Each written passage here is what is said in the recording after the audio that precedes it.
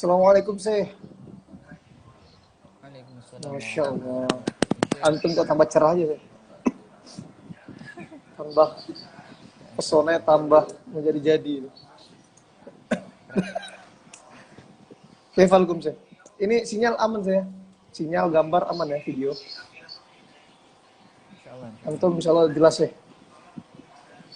Ini lagi di mana? Suaraku jelas nggak? Mantul-mantul ya?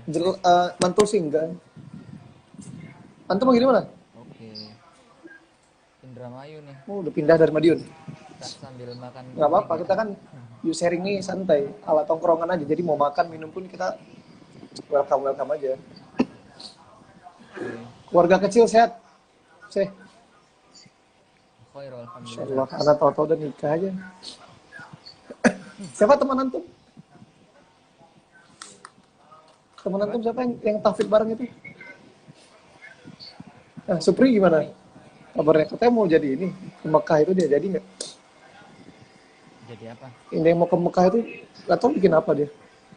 Dia kedokteran, bukan dia Kayaknya bukan kedokteran kan? kalau kabar terakhir sih ini mau ke Brunei. Lanjut S2 Keluarganya ada di sana soalnya. apa gimana? Tapi nggak tahu saya. Selanjutnya Oh, gimana? Antum di mana? Sih. karena sekarang lagi Tangerang sih, lagi karantina, Karantina apa? persiapan Karantina Tafid juga. persiapan S2. Doa. Keterima tak? Alhamdulillah. Masya Allah, tabarakallah rahman. Masya Allah. Nanti kapan-kapan tak mampir ke sana insya Tapi Allah. anak nggak di sini S2-nya, Di di mana? Turki. Iya maksudnya di Turki Oke, kan? alhamdulillah. Tapi mandiri sih. Iya nggak apa-apa, gampang nanti ke sana. Tiketnya nggak mahal kan ke Turki? Alhamdulillah nggak sih 2 jutaan.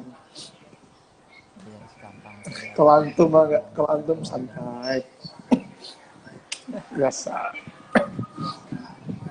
Amin amin amin. Nanti jam 8 kita izin mulai saya. 1 menit lagi. Mana? Berarti kan dari Madiun ke Indramayu tahun kapan? Eh, Sebenarnya sebelum ke Indramayu ke Cipanas dulu, ke Cianjur itu. Jadi sekitar bulan apa ya? Lupa pokoknya November seingatku aku di Jogja dulu sekitar dari bulan September lah. September itu di Jogja, habis itu November selesai ujian akhir itu ke Cipanas ke rumah mertua, mungkin selama 1-2 bulan lah, habis itu ke Indramayu, jadi lompat-lompat. Ini udah jam 8 pas ya, mungkin izin mulai ya. Mana sih? Siap. Iya silakan. Bismillahirrahmanirrahim. Assalamualaikum warahmatullahi wabarakatuh. Waalaikumsalam warahmatullahi Rabbi wabarakatuh. syrah li sadri wa yassir li amri wahlul 'uqdatam min lisani yafqahu qawli. Allahumma shalli ala sayyidina Muhammad wa ala ali sayyidina Muhammad, amma ba'du. Baik, teman-teman eh, yang hadir di acara You Sharing pada sesi yang ke-14. Jadi malam ini kita kehadiran tamu, seorang yang sangat saya kenal baik, fenomenal, sangat banyak banget pengalamannya bisa kita gali. Ya, ini seorang dokter bernama Dr. Muhammad Rahman Suhendri. Beliau merupakan alumni Waalaikumsalam, Syekh. Alumni Fakultas UII ya, kedokteran UII, benar ya? Iya iya. Fakultas Kedokteran UII, sekarang sedang berdinas di Kemenkes di Gabus Wetan, Indramayu. Iya, mohon. Indramayu. Beliau merupakan sedikit saya bacakan CV beliau. Beliau merupakan penerima berbagai macam beasiswa kedokteran. Akan kami bacakan sedikit dari yang kami tahu. Yang pertama adalah beasiswa aktivis Salman. Kemudian yang kedua adalah dari BNI Syariah. Jadi beliau ini banyak mendapatkan beasiswa dari lembaga-lembaga, kemudian dari mana-mana saja. Akhirnya beliau bisa kuliah di kedokteran secara gratis. Sesuai dengan judul kita malam ini, tips dan trik kuliah kedokteran tanpa biaya. Mungkin ada dari teman-teman atau mungkin adik keluarga yang ingin kuliah kedokteran tapi terkendala dana atau mungkin berstigma, kedokteran ini mahal segini. Kan ada yang mengatakan kuliah kedokteran beratus-ratus juta ya sih ya. Tapi ini kita hadirkan malam ini seorang materi yang sudah melaksanakan atau sudah memiliki pengalaman kuliah kedokteran tanpa biaya, seperti itu saya. Jadi mungkin izin sebelum lanjut mengabarkan apa sih acara Yuk Sharing ini, menjelaskan acara Yuk Sharing ini saya.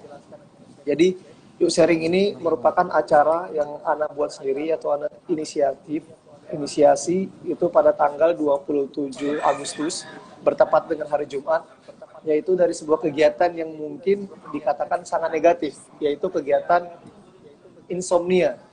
Jadi malam itu anak tak bisa tidur jam 12 malam, kepikiran gimana kalau bikin kegiatan yang itu sangat bermanfaat buat orang, apalagi masih muda kok nggak produktif gitu ya.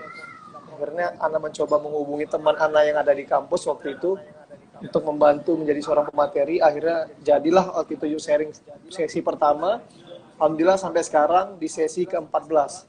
Seperti itu saya. Jadi memang setiap minggu rencana di hari Sabtu malam atau malam minggu kita akan isi dengan acara Yuk Sharing. Kenapa anak berpikiran daripada malam minggu dengan yang tidak pasti, kenapa tidak kita adakan malam minggu yang bermanfaat, berfaedah.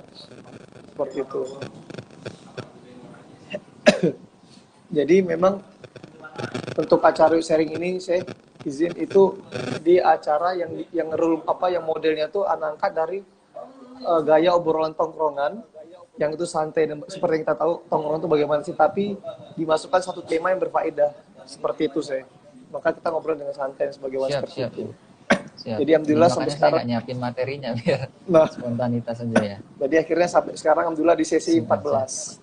Jadi mohon doanya mungkin Yuk Sharing ke depannya bisa lebih berkembang lagi ke depannya, karena target anak ini bisa sampai di tahap kemudian mungkin di Zoom, akhirnya nanti bisa seminar online atau mungkin seminar offline. Jadi target anak dari Yuk Sharing ini, dia nanti bikin 2 kegiatan sih. Yuk Sharing sama REM, Rumah Edukasi Mawaris. Karena anak alhamdulillah di kuliah S1 kemarin fokusnya pada Mawaris. Jadi 2 ini akan kolaborasinya kan akan menjadi satu lembaga besar yang dimana dari Yuk Sharing dan REM ini akan bisa membantu orang-orang sekitar. Mungkin seperti ACT atau NPC, National Palestine Center, seperti itu. Jadi targetnya seperti itu sih. Jadi berawal dari satu hal yang negatif tadi, yaitu insomnia, bisa menyebar ke hal yang lain. Kan kita kan tidak tahu ya amal mana yang akan diterima oleh Allah. Jadi kita belajar kecil-kecil gitu. Jadi mohon doanya dan mohon bimbingannya sih. Seperti itu. Ya. Semoga diberi keistiqomahan sampai kiamat. Amin. Amin. Baik teman-teman, jadi tema kita malam ini adalah tips dan trik kuliah kedokteran tanpa biaya. Nah, jadi pemateri kita adalah Dr. Muhammad Rohman Suhendri. Saya kenal beliau dari mana? Jadi semoga tidak menjadi ria. Yaitu saya kenal beliau ketika kami mengikuti satu program di Solo kurang lebih tahun 2017 atau 2018, yaitu karantina tahfidz ya saya selama 25 hari di bulan Ramadan. Jadi saya banyak belajar dari beliau masalah tahfidz dan bagaimana. Salah satu yang buat saya bangga dengan beliau adalah beliau seorang dokter, beliau seorang hafidz Quran seperti itu. Jadi teman-teman bisa nanti silakan jika ada yang ingin bertanya bisa tulis di kolom komentar di bawah. Insya Allah langsung dijawab oleh Dr. Rahman seperti itu. Baik, saya mungkin langsung saja saya. Ini kan mungkin kalau kita katakan ya untuk kuliah kedokteran kan tidak murah ya. Itu mungkin sudah menjadi rahasia umum lah ya. Di atas 100 kan ya, bahkan 200 sebagai tergantung mungkin dia itu swasta atau negeri. Seperti itu saya. Nah, ini gimana sih sampai antum itu bisa mendapatkan beasiswa akhirnya gratis itu saya. Jadi gratis 100% saya, benar ya? Nah, itu bisa dibilang begitu. Nah, itu tipsnya bagaimana, terus langkah-langkahnya itu bagaimana sih? Iya. Begini, yang pertama ya bukan rahasia umum sebenarnya, bukan lagi menjadi rahasia, sudah menjadi konsumsi publik gitu.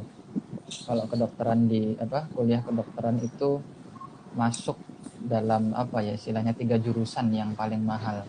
Bahkan mungkin kalau misalkan di head to head kan dengan jurusan yang lain apapun itu pasti jauh lebih mahal gitu. Ranking 1 lah pokoknya. Sebagai sedikit gambaran, kalau di rata-rata di universitas yang swasta itu biaya masuk itu sekitar mungkin 200 sampai 400 juta. Itu baru masuk aja ya? Itu baru biaya masuk saja. Belum UKT, SPP bulanan, kemudian biaya tetek bengek yang lainnya. Karena kan nanti pendidikan kedokteran itu panjang. 6 tahun ya. Jadi ada Ada, iya betul, ada fase Iya, preklinik siap. tuh, fase preklinik dulu 3,5 tahun sampai 4 tahun.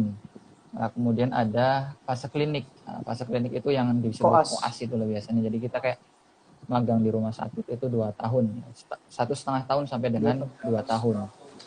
Nah itu biayanya beda lagi. Jadi ada biaya yang preklinik itu yang Hmm. tadi ya, ada SPP-nya, kemudian yang klinik itu beda lagi biayanya. Nah itu masing-masing universitas, masing-masing kampus itu beda. Tapi intinya Iya. mahal, semuanya mahal. Ya. Nah, terus gimana cara saya waktu itu bisa sekolah di kedokteran tapi bisa dibilang biayanya sangat minim. Hmm. Sebenarnya kalau dibilang gratis 0% itu enggak ya. Nol bener-bener nol itu enggak, karena pasti ada biaya yang lain lah, tapi bukan biaya yang utama. Siap. Jadi kayak biaya yang minor aja, kayak misalkan Hmm. praktikum, kemudian remedial gitu kan pasti bayar ya. Terus biaya-biaya yang kecil-kecil lah, kayak misalkan beli jas dan lain sebagainya. Tapi secara keseluruhan dari pendidikan 3,5 tahun plus 2 tahun di Kok klinik itu, di koas itu bisa dibilang alhamdulillah biiznillah nggak bayar gitu. siap. Nah kalau gimana caranya itu, kalau dari saya pribadi ya, ini saya coba masuk dari ranah yang saya alami Nah, dulu, kemudian mungkin saya sampaikan selanjutnya riset-riset yang pernah saya lakukan tentang beasiswa apa aja yang ada di kedokteran yang bisa menunjang biaya pendidikan sampai selesai. Kalau saya pribadi, untuk beasiswa yang utama itu sebenarnya ada satu. Nah, ada istilah yang pertama tuh beasiswa bidik misi. divisi. Nah, ini sebenarnya beasiswa yang menopang yang pertama, ya pertama dan utama. Jadi saya daftar sejak SMA ya, kemudian alhamdulillah diterima di FKUI, kemudian untuk biaya SPP, pendidikan dan lain sebagainya, pokoknya wis saya nggak tahu menau gitu, pokoknya istilahnya cuma bawa badan aja ke kampus itu. Nah kemudian pada saat klinik itu sudah nggak di cover sama pemerintah lagi. Jadi pemerintah hanya mengcover biaya hidup bulanan itu sekitar, seingat saya 650.000 per bulan. Cuma mengcover itu. Cuma biaya pendidikannya waktu itu zaman saya masih UII yang klinik ya, yang koasnya itu 2 tahun itu Siap. 50 juta. Ya. Nah, waktu itu yang 50 juta itu ya agak sedikit drama sih, karena memang kampus sudah nggak biaya lagi dan saya bingung waktu itu harus ngambil dari mana. Akhirnya diajukan sama pihak kampus untuk pengajuan ke salah satu bank syariah yang kerjasama dengan kampus. Alhamdulillah lulus, diterima gitu. Akhirnya yang koas itu dibiayai penuh sama salah satu bank syariah. Saya sebut aja karena ini bagian dari apa ya istilahnya, balas budi. Iya, siap. BNI Syariah yang sekarang sudah jadi BSI ya. Jadi saya dapat dari situ. Sebenarnya sebelum dibiayai oleh BSI itu, oleh Bank BNI Syariah itu, dosen-dosen itu sempat patungan, Syekh. Masya Allah. Jadi luar biasa Masya Allah di dosen-dosen UI itu untuk memenuhi biaya pendidikan saya yang terakhir itu. Jadi sempat dibikin crowdfunding gitu antar dosen-dosen. Nah itu udah terkumpul sebenarnya 50 juta. Cuma saya pribadi berdoa sama Allah gini, ini kan duit orang ya, sebenarnya halal aja buat saya gitu, Benar-benar. boleh aja. Cuma jadi apa ya, hutang budi yang jadi gede banget gitu, Benar-benar. karena aku atau saya tuh ya dapat dana dari orang gitu kan, apa besar banget ya nanti balas budinya itu ya, meskipun mungkin mereka nggak meminta balas budi, tapi dari saya pribadi agak sedikit berat gitu dari segi tanggung jawabnya. Jadi meskipun sebenarnya waktu itu sudah terpenuhi, ya saya syukuri, tapi saya berdoanya semoga ada jalan yang lain. Nah alhamdulillah setelah terkumpul semua itu 50 juta, dikabari oleh salah satu dosen kalau ternyata selain itu diajukan juga ke pihak Bank BNI Syariah itu, kemudian diterima gitu. Jadi alhamdulillah yang memberikan itu dari lembaga, bukan dari perorangan. Jadi waktu itu dana yang dari dosen itu akhirnya dimanfaatkan untuk yang lain, untuk mahasiswa yang lain. Jadi saya pribadi untuk yang kliniknya atau yang koasnya dibiayai sama Bank BNI Syariah. Jadi kalau BNI Syariah sendiri pengajuannya itu internal. Jadi saya pribadi nggak mengajukan. Jadi dari pihak kampus yang mengajukan, kemudian saya tahu beres. Alhamdulillahnya gitu.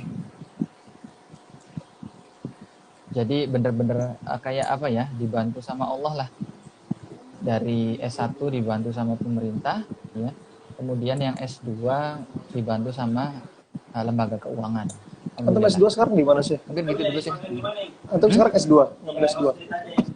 Belum, ini sekarang masih internship ya. Jadi kayak program pengabdian gitu dari kementerian dan itu wajib. Jadi setelah koas 2 tahun itu sebelum dokter itu dilepas ke masyarakat langsung, mereka wajib magang melaksanakan internship gitulah ya selama 1 tahun. Lokasinya berbeda-beda. Nah itu sebagai syarat nanti untuk pengajuan STR dan pengajuan SIP. Jadi kalau mau dapat STR sama SIP ya harus internship dulu. Berarti untuk kalau misalkan nggak mau lanjut praktek gitu ya, ya sudah berarti nggak usah internship tapi dia nggak bisa praktek. Cuma berarti hanya sekedar lulus ya. Gitu, iya sekedar lulus doang, punya gelar dokter tapi dia nggak bisa ngapain berarti. Paling buat gelarnya cuma menempel buat dirinya saja. Dan untuk warganya, Bang. Betul. Berarti antum ini S2 untuk spesialisasi apa gimana? Belum sih. Ini kan masih internship ya. Jadi kalau mau lanjut spesialisasi harus selesai dulu. Iya, maksudnya kan antum tadi sebenarnya bisa. Dengan untuk mengatakan kan S2 nanti dibiayai nih. Oh, bukan. Maksudnya yang klinik itu, yang koasnya itu dibiayai sama Bank BNI Syariah. Tapi saya belum S2 sekarang. Rencana ada ngambil spesialis ya? Ada rencana tapi belum jadi yang utama. Karena ada istilahnya, ada target yang lain yang harus saya capai. Ada tapi belum jadi yang utama, belum jadi priority. Untuk misal kalau mau kuliah spesialis berapa lama sih waktunya? Beda-beda. Jadi kalau kuliah spesialis itu kan tergantung spesialisasinya. Tapi rata-rata sekitar 4 tahun. Sama kayak S1 lagi 4 sampai 5 tahun. Iya, bisa dibilang gitu. Kalau saya pribadi rencananya ngambil 2. Maksudnya 2 itu kalau nggak A, B gitu ya. Pilihan. Kalau yang pertama mungkin SPKFR. Jadi KFR itu kedokteran fisik dan rehabilitasi atau rehab medis gitu ya. Terus yang keduanya kalau nggak yang itu ngambil patologi klinik, SPPK, jadi di laboratorium gitu. Itu alasan dokter lab. Alasan milih itu kenapa sih? Apa punya cerita sendiri atau mungkin karena santuy? Karena dibandingkan spesialisasi yang lain itu santuy banget. Nah ini kan anak ya ini bukan yang utama sih. Iya gimana? Karena baca CV itu tadi kan aktivis sana sini, tapi kan tiba-tiba tuh kayak mau ngambil ke santuy ini kan seolah kayak bertolak belakang sih. Ada cerita apa gitu sampai mungkin orang istirahat dulu lah nih. Kalau udah punya keluarga akhirnya ngambil yang santuy saja, seperti itu mungkin kan? Atau bagaimana sih?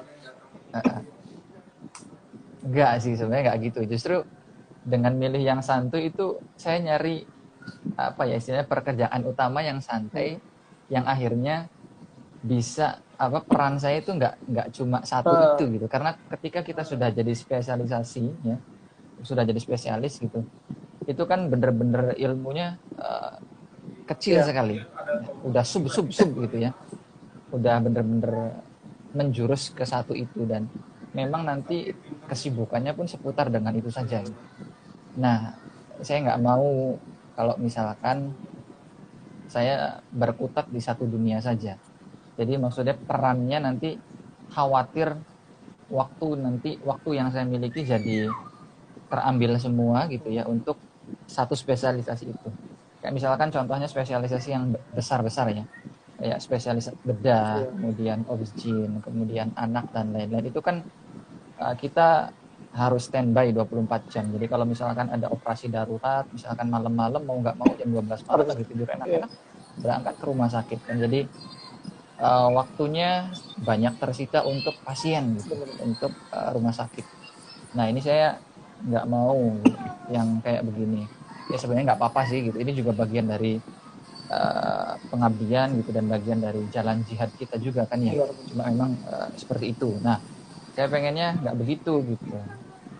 Pengennya nggak gitu. Jadi pengen bisa melakukan hal yang lain dan saling mendukung lah, nggak saling bertolak belakang gitu. Pengennya sih gitu.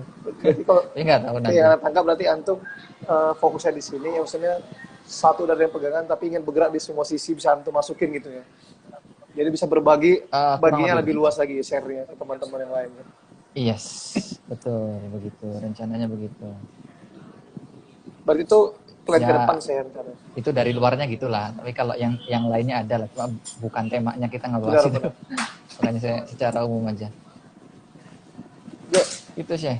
ya, jadi memang apa ya sih, untuk mungkin nanti bisa kita bahas dari sistem dari kedokterannya, bisa mungkin dari beasiswa tadi. Menurut ini sih apa, kan bagi pejuang-pejuang pendidikan ya, mungkin kayak Ana ini kan yang akhirnya bisa berangkat ke Turki tanpa beasiswa. Memang untuk kampus yang sekarang Ana masukin ini memang apa ya, Turki ini kan saya katakan terkenal dengan sistemnya yang ya kadang iya kadang tidak gitu kan. Akhirnya kadang ada dengan COVID ini yang foreign seperti kami ini kemungkinan kecil dapat beasiswa, bisa dikatakan 0, ya 0,0% lah. Nah, ada nggak sih trik sendiri nih, misalnya kita ingin, nah tahun depan akan salah satu akan S2 nih, karena mau beasiswa misalkan, itu apa sih yang harus kita persiapkan pertama kali sebelum menatap hal seperti itu, dengan kita akan mencari beasiswa. Nah itu apa yang pertama kali kita siapkan sih? Ya, begini sebenarnya kunci dari beasiswa itu satu aja beneran. Kalau yang satu ini bisa dipegang gitu, bisa kita miliki, itu insya Allah akan lebih mudah ya. Kuncinya satu, kita harus eksepsional ya. Maksudnya gimana? Kita harus punya sesuatu yang eksepsional gitu. Kayak nilai jual. Sesuatu yang beda, punya nilai jual. Apa itu gitu? Nah itu harus dimiliki. Macam-macam bentuknya, bisa jadi dalam bentuk prestasi akademis ya, bisa jadi dalam bentuk prestasi yang non akademis kayak organisasi, kemudian ya prestasi yang lainnya dalam bentuk yang misalkan seni, olahraga dan lain sebagainya, atau dalam bentuk yang lainnya gitu. Kita punya karya A, B, C dan D gitu. Intinya kuncinya itu. Jadi kita harus eksepsional. Manakala ini kita miliki, insya Allah orang itu atau penyeleksi itu dia akan melihat sesuatu yang berbeda dan kita masuk sebagai apa ya istilahnya kandidat yang diperhitungkan. Karena kalau misalkan kita mau masuk daftar beasiswa itu pasti yang daftar banyak. Benar. Katakanlah dalam satu kelas itu ada 100 orang. Lempar aja pertanyaan dari 100 orang di sini, siapa yang mau sekolah gratis gitu, siapa yang mau beasiswa gitu. Pasti semuanya bakal jawab Saya iya gitu. Tapi sebagai penyeleksi pasti akan memilih kan yang mana. Nah, yang mana yang harus dipilih. Nah, ini apa kita harus memiliki ini nilai jual. Nggak harus jadi yang terbaik, tapi seenggaknya kita harus memiliki sesuatu yang berbeda gitu. Ya kalau salah satu prinsip hidup saya itu, jika kita tidak mampu menjadi yang terbaik, maka jadilah satu-satunya. Maksudnya jadilah yang paling beda. Kalau kita nggak bisa jadi yang terbaik, jadilah satu-satunya. Jadilah yang paling beda. Nah itulah yang bikin kita punya nilai jual dibandingkan teman-teman kita yang lain gitu, yang pendaftar-pendaftar yang sama. Itu sih. Udah itu aja, miliki aja itu. Cari apa yang bikin unik, cari apa yang bikin dirimu itu layak gitu. Nah manakala itu bisa didapatkan, insya Allah nggak sulit gitu. Nah nanti otomatis hal-hal yang seperti ini kan masuk sebagai portofolio ya. Benar. Portofolio yang ada di CV. Nah nanti CV itu dibaca. Nah itulah yang nanti kunci dari apa namanya nilai dari value dari teman-teman punya itu di situ. Jadi yang apa ya istilahnya cerminan dirimu untuk penyeleksi beasiswa itu adalah CV ya, kurikulum vitae. Kalau misalkan CV-nya bagus, insya Allah masuklah sebagai kandidat yang diperhitungkan gitu. Gini sih, apa kan mungkin CV kan bisa diisi sebagaimana kan. Jadi maksudnya mereka tuh tahu CV itu benar apa tidak, apa ada wawancara atau bagaimana sih? Betul. Nah, kalau dari pengalaman-pengalaman yang sudah-sudah, biasanya CV itu kalau untuk mendaftar ke suatu program beasiswa, biasanya ada dua. Yang pertama, nanti akan ada wawancara untuk mengkonfirmasi itu. Atau yang kedua, biasanya CV itu nanti dilampirkan apa beasiswanya itu, bukan beasiswanya, prestasi-prestasinya kita yang pernah kita dapat, kemudian apa bentuk peran serta yang kita unggulkan, itu biasanya diminta buktinya gitu. Biasanya gitu sih. Ini saya mungkin kita balik ke belakang ya, mungkin di luar konteks, tapi mungkin bisa sedikit menyinggung nggak sih? Eh, apa sih yang buat antum nih akhirnya memutuskan untuk ambil kedokteran, tapi dengan beasiswa? Hmm. Yang pertama, kenapa ngambil kedokteran dulu Ya, ya? Kalau kenapa ngambil kedokteran? Hmm, agak klise ya. Soalnya kalau anak-anak diminta atau ditanya mau jadi apa gitu ya, pasti mau jadi banyak, jadi dokter. nggak sedikit pasti pengen jadi dokter. Ya, termasuk saya juga dulu waktu kecil juga kayak gitu. Cuma kalau saya pribadi ada kisah di baliknya gitu. Jadi waktu mungkin sekitar tahun 2002 lah ya, 2002 apa 2003. Waktu itu saya masih TK, ibu saya kecelakaan saya. Kecelakaan, jadi dirawat, kakinya patah, harus disambung pakai pen. Jadi yang ngurusin dokter ortopedi. Nah, waktu itu dijadwalkan operasi pencabutan pen setelah sekitar 1 tahun lah ya. Apa ya, saya agak lupa lah berapa tahunnya ya. Jadi baut-baut yang menempel di kaki ibu itu dicabut lagi. Nah, waktu itu saya SD mungkin kelas 2 apa kelas 1 lah ya. Kan udah mulai ngerti kondisi ya. Nah, waktu itu disodorkan biayanya, biaya operasinya. Ibu saya nangis ya, di kamarnya itu, di kasurnya itu ibu saya nangis. Karena memang biayanya Ya, nggak kecil ya, apalagi dulu belum ada itu iya BPJS benar. itu. Jadi iya ditanggung sendiri atau ditanggung yang nabrak. Nah, itu benar-benar peristiwa yang apa ya, life changing ya, benar-benar memunculkan apa ya, niat yang di bawah alam bawah sadar gitu, bahwa nanti besok uh, saya harus bisa jadi seseorang ya yang nanti bisa membantu orang-orang yang sama mungkin nasibnya kayak ibu saya waktu itu gitu. Ya sudah, berarti yang paling dekat dengan itu kan dokter, kemudian punya rumah sakit gitu. Jadi apa namanya, salah satu yang mendasari itu. Kemudian ada juga kasus waktu itu saya nganter bapak berobat ya. Ya, bapak saya kan supir angkot ya. Nah, saya tahu betul itu per hari dapat berapa, nggak pasti ya. Sedangkan kalau misalkan berobat ke dokter itu kan biasanya ya, kalau ke dokter umum di kisaran 50.000, kemudian 60.000 biaya jasanya itu. Yang ada di otak saya itu gini sih.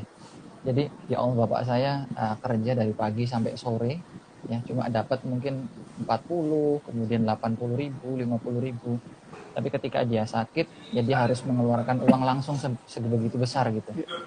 Nah, itu juga yang bikin saya jadi gimana ya, ya kasihan gitu.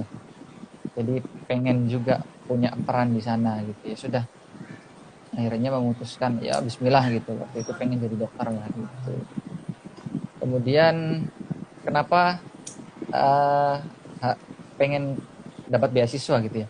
Ya nggak ada pilihan yang lain sih, karena satu-satunya jalan yang bisa saya tempuh untuk bisa sekolah tanpa biaya ya lewat beasiswa itu.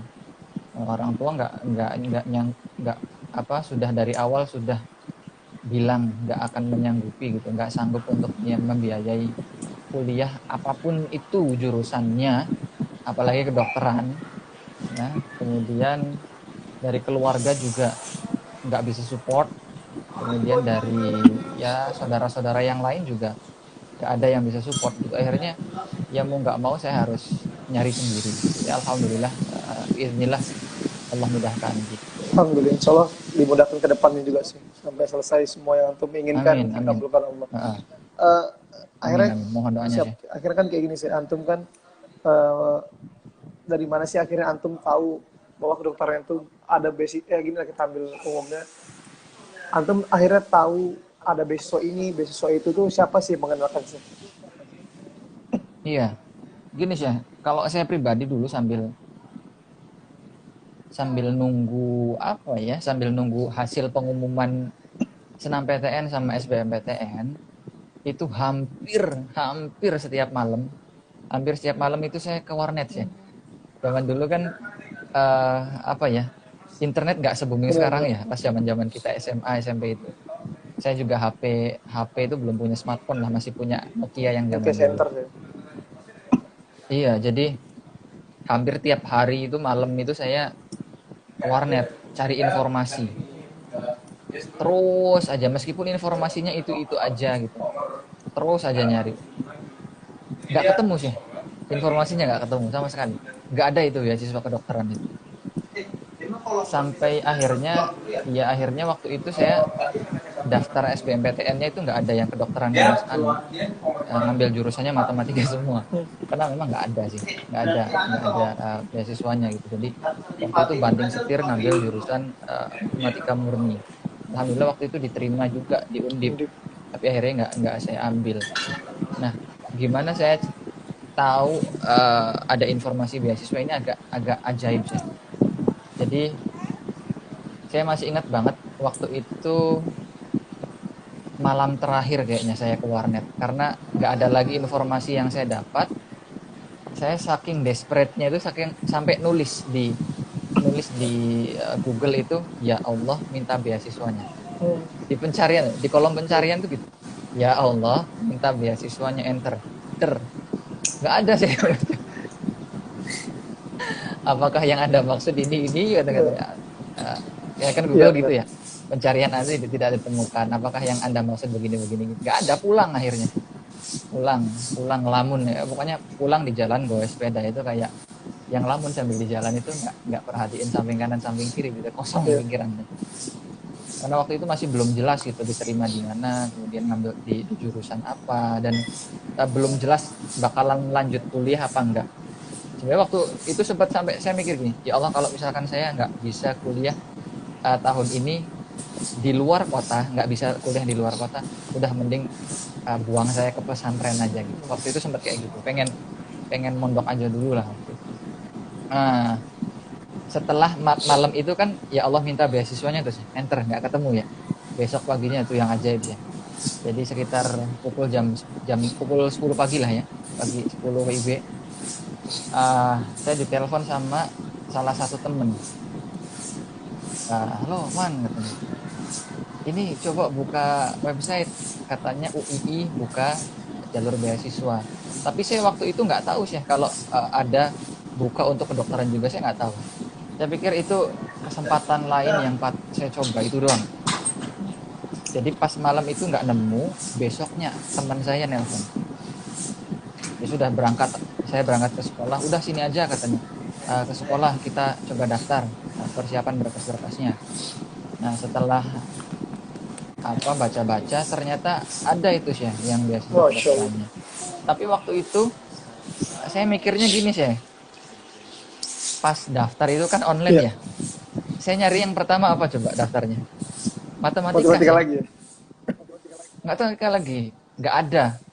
Tapi waktu itu di UII nggak ada jurusan itu, adanya waktu itu statistik. Nah yang statistika itu salah satu cabang ilmu matematika yang paling saya nggak suka, karena angkanya banyak dan agak ruwet ya. Saya lebih suka mencari X dan Y yang hilang daripada ngitung statistik.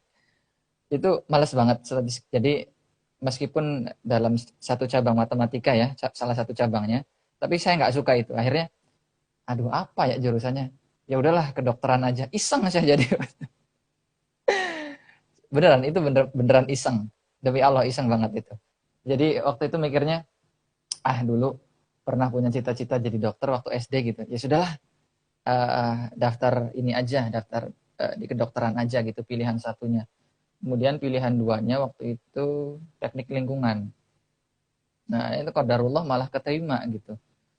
Nah sekitar 1 minggu setelah daftar itu ada yang aneh ya, bukan aneh sih sebenarnya, bisa dibilang sedikit menyesal gitu karena ada yang tanya di sosial medianya UII itu, ya di kemahasiswaan UI ada yang nanya kuota untuk beasiswa kedokteran yang saya ambil itu ada berapa. Terus dijawab sama adminnya ada satu, kata ya astagfirullah. Saya bilang udah waktu itu milih cuma milih kedokteran asal ya, ya cuma ya karena memang dulu punya cita-cita ke sana aja gitu. Tapi sudah terdestruksi pengen jadi guru matematika. Ya akhirnya milih itu, pas udah milih dan itu bisa dibilang jalan yang bisa dibilang jalan terakhir ya, beasiswa terakhir yang saya daftar waktu itu. Pas yang itu kuotanya cuma satu ternyata. Ya Allah, nepuk jidat saya pas tahu itu. Sudahlah bismillah, maksudnya ya, yang namanya rezeki ya, itu nggak akan tertukar ya. Sekecil apapun peluangnya, meskipun peluang itu sekecil lubang jarum, kalau itu sudah jadi rezeki kita, itu nggak akan ketukar. Udahlah, bismillah aja. Jadi aneh ya. Jadi itu juga baru pertama kali yang pernah saya alami ya. Saya sebegitu yakin dengan pilihan yang kemungkinannya mungkin cuma 1%. Nggak tahu, yakin aja. Yakin aja. Nah, kemudian selang ya sekitar 2 mingguan lah setelah itu atau 1 bulannya, ada pengumuman dari Undip diterima di matematika. Alhamdulillah tuh. Sudahlah, meskipun kalaupun nanti kedokterannya nggak keterima, udah ada cadangan Undip gitu. Dan jurusannya pun saya pengen juga gitu. Tapi akhirnya udah disuruh-suruh cepet-cepet sama orang tua tuh, udah nggak apa-apa cepet, udah ambil aja yang di Undip. Tapi waktu itu saya bilang gini, nggak tahu kenapa pokoknya udah bismillah, nunggu hasil pengumuman di FKUII dulu. Keterima juga. Akhirnya diistiqorohkan, ya diistiqorohkan, kemudian ya jawabannya akhirnya di FKUII gitu, dan alhamdulillah sampai sekarang. Itu sih kurang lebih cerita yang gitunya lah. Memang saya dibalik kisah-kisah kita yang kita anggap ini impossible sih, tapi ketika kita jalani apa sesuatu yang tidak impossible jadi possible semua ya. Tentu semua bismillah sih. Mungkin ada antum Iya, dalam betul. satu orang gitu yang iseng tonya malah Betul. jadi rezeki antum. Iseng. Iya, benar sih, apa segala sesuatu tampak tidak mungkin sampai kita berhasil melaluinya. Benar, apapun itu. Sampai kita benar-benar menjalaninya, sesuatu tuh nggak tampak semuanya nggak mungkin. Tapi kalau misalkan kita sudah